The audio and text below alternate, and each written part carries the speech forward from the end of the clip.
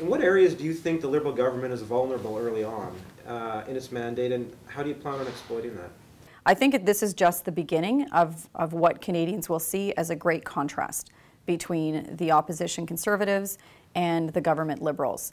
And right off the bat, we see that on the economy.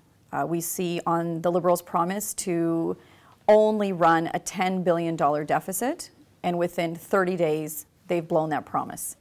And it's not just because the economy is weakening, it's because they've already made billions of dollars in commitments on spending that weren't even in their platform. Their plan to spend and create deficits will only lead to long-term structural deficits, which in turn, of course, leads to higher taxes and leads to, eventually, the need to cut services and benefits to be able to meet their other commitment, which is to balance the budget in 2019. I mean, under our government, we shrank the size of the percentage of government in relation to GDP. And that mattered to us because while there was a time when we had to spend more to stimulate the economy during the worldwide recession, we worked very hard after that to bring the budget into balance and never ever raise taxes on Canadians. There's such a contrast between the government and the opposition because this Liberal Party is very left of centre. You know, this is not the Paul Martin Liberals. This is a lot of what this Liberal Party stands for and is planning on doing could easily be a new Democratic Party. And so there's a very stark contrast in the House of Commons between their philosophy and our philosophy, what we believe in, what they believe in.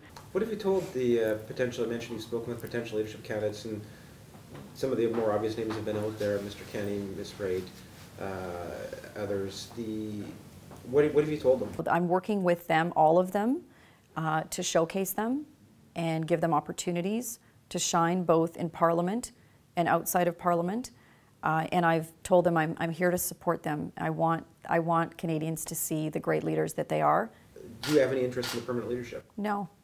And I very much appreciate the support of the people you spoke to, but I don't have an interest in the permanent leadership. Why don't you want? Why aren't you interested?